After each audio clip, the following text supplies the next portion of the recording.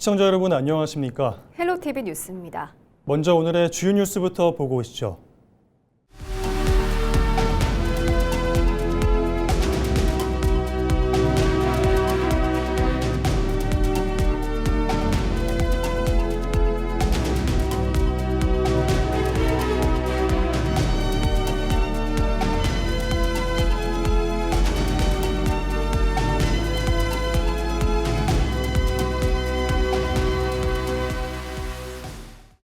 BTS 부산 공연을 계기로 부산 관광이 나아가야 할 방향을 짚어보고 있는데요.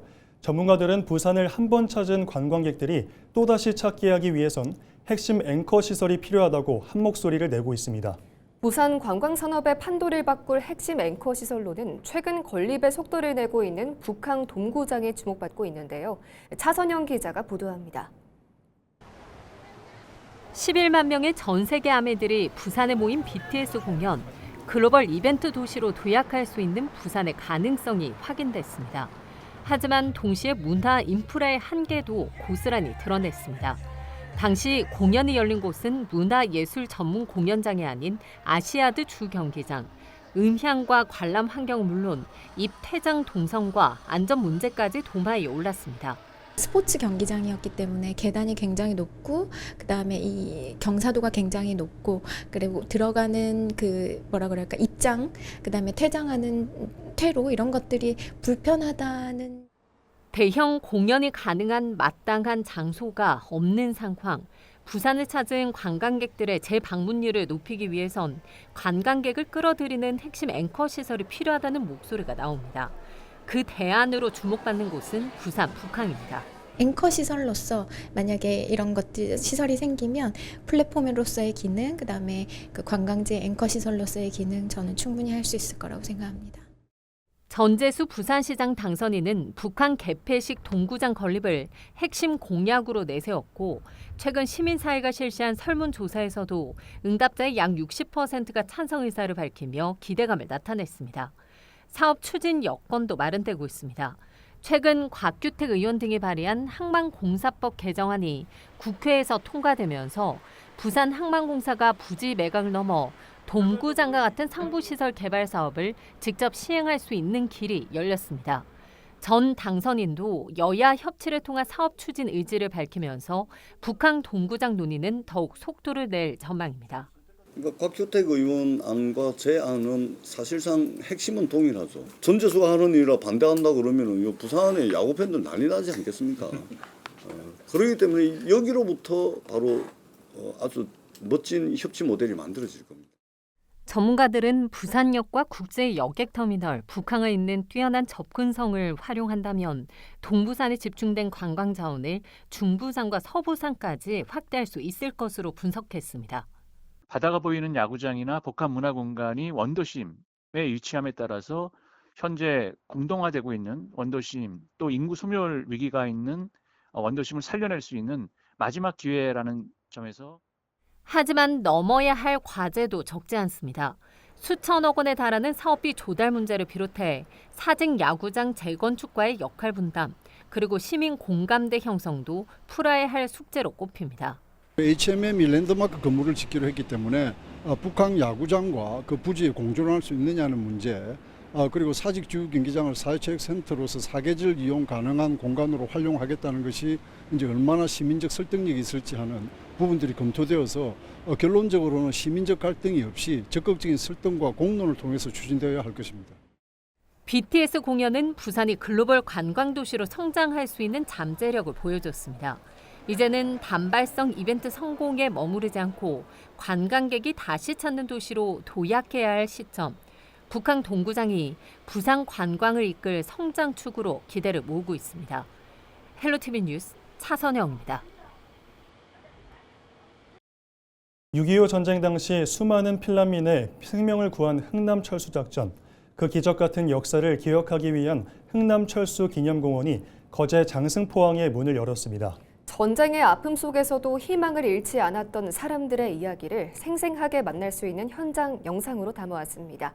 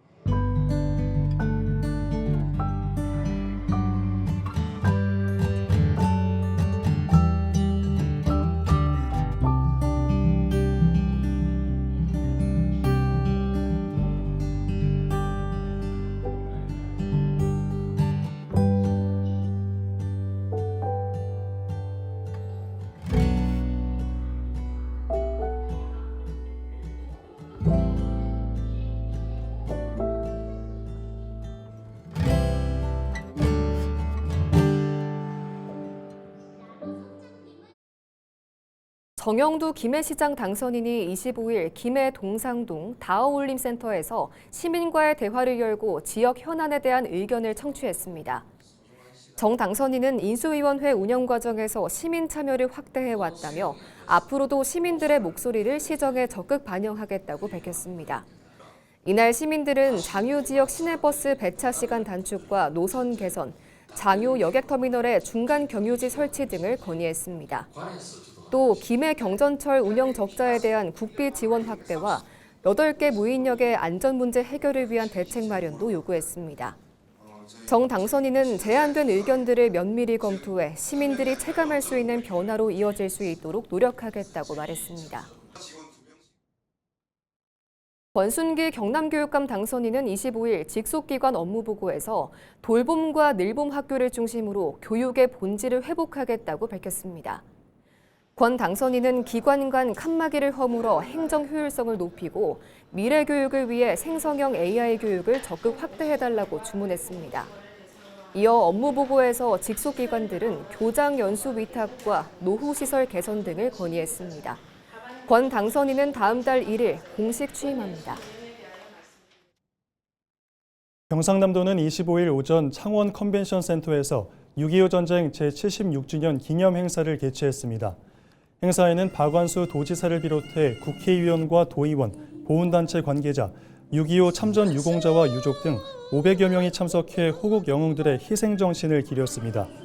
기념시는 경상 필하모니 오케스트라 식전 공연을 시작으로 참전 유공자 인터뷰 영상 상영과 창작 국악 뮤지컬 낙동강 공연, 유공자 시상 순으로 진행됐습니다. 특히 참전 유공자들의 생생한 증언을 담은 영상과 낙동강 방어선을 재조명한 공연은 전쟁의 의미와 평화의 소중함을 되새기는 시간을 마련했습니다. 박완수 도지사는 참전 유공자들의 희생과 헌신에 감사를 전하며 앞으로도 국가 유공자들에 대한 예우와 지원을 지속적으로 확대해 나가겠다고 밝혔습니다. 부산 정비사업의 최대호로 꼽히는 수영구 남천 2구역 삼익비치 아파트 재건축 사업이 본궤도에 올랐습니다. 수영구는 삼익비치 재건축 정비사업에 대해 지하 3층, 지상 59층 8개 동 총 3,060세대 규모로 사업 시행 계획 변경을 최종 인가했습니다. 조합은 분담금과 공사기간 부담을 줄이기 위해 기존 초고층 계획을 다소 축소해 사업 실현 가능성을 높였다고 설명했습니다. 조합 측은 올해 안으로 재분양 신청을 거쳐 내년 상반기 관리 처분 인가를 받고 본격적인 이주를 시작할 계획입니다. 오는 2028년 3월 개원을 앞둔 부산 해사국제상사법원의 임시청사가 동구 옛 부산진 역사로 최종 확정됐습니다. 법원 행정처는 법원청사 건축심의위원회를 열고 교통 접근성과 예산 조건, 해양 관련 기관과의 집적 효과 등을 종합적으로 고려해 옛 부산진 역사인 동구문화 플랫폼을 임시청사 부지로 선정했다고 밝혔습니다. 선박 충돌과 국제상거래 분쟁을 전문으로 다루는 부산 해사법원은 이곳 임시청사에서 먼저 문을 연 뒤 오는 2032년 신축 본청사로 이전할 계획입니다. 지난해 10월 부산에서 개최된 제106회 전국체육대회가 3,904억 원의 생산 유발 효과가 발생한 것으로 조사됐습니다. 부산연구원은 최근 전국체전 개최에 따른 경제적 효과 분석 연구보고서를 통해 체전의 부가가치 유발 효과가 1,838억 원, 취업 유발 효과는 4,015명으로 나타났다고 밝혔습니다. 또 전국체전 총 참가자 4만여 명의 소비 지출액은 466억 원, 총 관람객 12만여 명의 소비 지출액은 1,444억 원으로 추정됐습니다.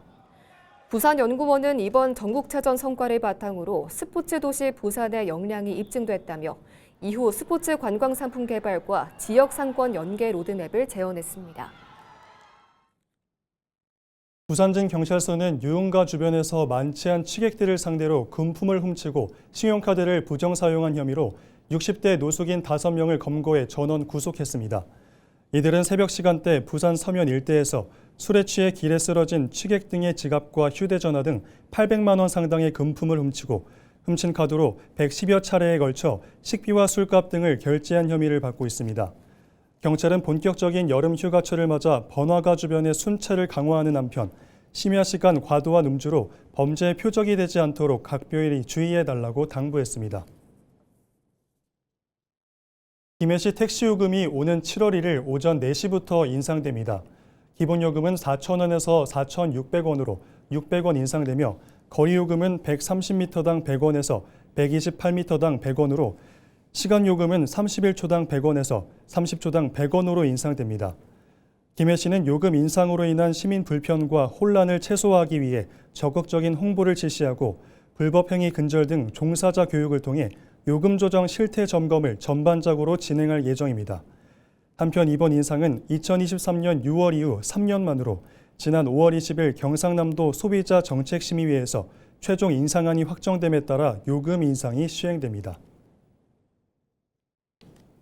남해안 중소형 선박 안전을 책임질 남해권 스마트 선박 안전지원센터가 본격적인 건립에 들어갔습니다. 통영시와 한국해양교통안전공단은 24일 통영시 산양읍 신절리 현장에서 남해권 스마트 선박 안전지원센터 착공식을 열고 사업 추진을 알렸습니다. 센터는 총 사업비 186억 원을 투입해 연면적 2,953제곱미터 규모로 조성되며 내년 8월에 준공될 예정입니다. 남해권 스마트 선박 안전지원센터는 중소형 선박의 정밀검사와 안전관리 지원을 위한 첨단 거점 시설로 인천권과 서남권에 이어 전국에서 세 번째로 구축됩니다. 센터가 완공되면 통영을 중심으로 한 남해권 어선과 레저 선박을 대상으로 첨단 장비를 활용한 정밀검사와 원스톱 선박 안전 서비스를 제공하게 됩니다. 전재수 부산시장 당선인 인수위원회인 다시 뛰는 부산위원회가 24일 부산시의회 브리핑룸에서 인수위 활동 중간보고회를 열었습니다. 차재권 위원장은 인수위 출범 직후 지금까지 190회의 회의와 간담회를 통해 1,020명을 면담하고 공약과 시민 제안 등 452건의 정책을 검토했다고 밝혔습니다. 또 전 당선인이 취임하는 즉시 시정이 가동될 수 있도록 공약 이행 계획을 부산시와 공동으로 수립해왔다며 배달라이더 유류비 특별 지원 등 민생 100일 비상조치를 최우선 과제로 이행하겠다고 강조했습니다. 차 위원장은 침례병원 공공병원화에 대해서도 정부와 함께 전향적으로 협의하고 있다며 조속한 해결을 위해 노력하겠다고 밝혔습니다. 침례병원 공공병원화라든지 이런 핵심 의료라든지 복지 현안 또한 아주 조속히 해결해 나가도록 할 생각입니다. 이를 위해서 대통령실 보건복지부와 협의를 계속 이어나갈 생각이며 부산 시민의 공공의료 접근권을 보장하고 인수위는 남은 활동 기간 북극 항로 등 부산의 미래 전략 사업의 국비 연계를 구체화하는 한편 실행 가능하고 체감할 수 있는 정책을 만들겠다고 강조했습니다. 양산시가 민선국이 출범에 맞춰 조직 개편을 추진합니다. 양산시는 동부 양산 균형 발전과 통합 돌봄 체계 강화를 위해 기존 8국 3담당관 53과 체제를 54과로 확대하는 내용의 조직 개편안을 발표했습니다. 특히 웅상 출장소에 미래 전략과와 관광과 재생 전략과 균형 발전과를 둔 균형 발전국을 신설해 동부청사로 운영하며 지역 간 균형 발전과 핵심 사업 추진에 나설 계획입니다. 또 고령화와 돌봄 수요 증가에 대응하기 위해 통합 돌봄과를 신설하고 생명 존중팀을 설치해 자살 예방과 복지 안전망도 강화합니다. 이번 개편으로 정원은 25명 늘어난 1,479명으로 조정되며 관련 조례 개정 절차를 거쳐 오는 8월 1일부터 시행될 예정입니다. 해양수산부가 부산 지역 기초지방정부를 대상으로 신청사 건립부지 공모에 나섭니다. 해수부는 지난달 24일 부산 기초단체에 신청사 부지 공모 시행 계획을 통보한 데 이어 오는 7월 29일부터 4일 동안 후보지 제안서를 접수할 방침입니다. 각 기초단체는 관할 구역에 10,000제곱미터 이상의 면적을 가진 연면적 5만 제곱미터 이상 건축이 가능한 부지 한 곳을 후보지로 제안할 수 있습니다. 이후 해수부는 부지 선정 심사위원회를 통해 청사 입지 여건 등을 심사해 8월 초까지 신청사 부지를 최종 선정하고 2030년까지 청사 건립을 완료할 계획입니다. 창원시가 오는 7월 1일부터 팔룡터널 민자도로 통행료를 인상합니다. 이에 따라 소형차 통행료는 기존 1,000원에서 1,100원으로, 중형차는 1,500원에서 1,600원으로 각각 100원씩 오릅니다. 대형차 통행료는 현재와 같은 2,100원이 유지됩니다. 창원시는 팔룡터널 통행료가 소비자 물가지수 변동분을 반영해 결정되며 지난해 인상 요인을 사업 재구조와 협상에 따라 동결하면서 약 4억 5천만 원의 재정을 부담해왔다고 설명했습니다. 또 통행료 동결이 계속될 경우 시의 재정 부담이 커지고 향후 한꺼번에 인상될 경우 이용자 부담이 가중될 수 있어 조정이 불가피하다고 밝혔습니다. 창원시는 시민 불편을 최소화하면서 터널의 안정적인 운영에 힘쓰겠다고 덧붙였습니다. 오는 7월 8일부터 평일 출퇴근 시간에 부산 광안대교를 무료로 이용할 수 있게 됩니다. 부산시 의회는 평일 오전 6시부터 9시, 오후 6시부터 8시 사이 광안대교 통행료를 전면 무료화하는 조례 개정안을 통과시켰습니다. 이와 함께 내년부터는 위탁 양육 가정도 다자녀 가정과 같이 통행료 50% 감면 혜택을 받게 됩니다. 부산 에코델타시티의 간선 급행버스 체계 BRT 대신 트램이 도입됩니다. 부산시는 에코델타시티 주변의 개발에 따른 교통체계 개선과 여건 변화, 대중교통 이용 편의 증진을 담은 에코델타시티 광역교통 개선 대책이 기후에너지환경부에서 23일 승인됐다고 밝혔습니다. 주요 변경 내용으로 기존 2014년 대책에 신교통수단으로 반영됐던 BRT 계획을 폐지하는 대신 트랩 도입 계획이 반영됐습니다. 부산시는 그동안 BRT 계획으로 인한 사업성 부족 등 도시철도 사업 추진 걸림돌이 해소되고 서부산권 교통수단이 대전환하는 계기가 될 것으로 기대했습니다. 유흥업소 등을 단속하는 경찰관과 업소 사이에 유착 의혹이 제기돼 경찰이 수사에 착수했습니다. 부산 금정경찰서는 다른 사건을 수사하던 중 부산경찰청 범죄예방질서계 소속 직원 A씨의 업소 유착 의심 정황을 포착하고 23일 오전 압수수색 영장을 집행했습니다. 경찰은 A씨의 휴대전화와 컴퓨터 등을 확보해 경찰의 업소 단속 정보를 사전에 업자들에게 유출했는지 여부를 수사할 예정입니다. 보안구역인 도시철도 차량기지에 몰래 침입해 전동차에 낙서를 하고 달아난 남녀를 경찰이 추적하고 있습니다. 부산 강서경찰서는 23일 새벽 2시 50분쯤 신원미상의 남녀 2명이 강서구의 한 도시철도 차량사업소 기지창에 침입했다고 밝혔습니다. 이들은 운행 대기 중이던 전동차 2칸 외벽에 라카 스프레이로 그림을 그려 훼손한 뒤 범행 20분 만에 도주한 혐의를 받고 있습니다. 경찰은 이들이 범행 직후 공항 주변을 배회하는 모습을 포착하고 주변 CCTV 분석과 동선 추적을 통해 피의자들을 추적하고 있습니다. 이상으로 뉴스를 마칩니다. 시청해주신 여러분 고맙습니다.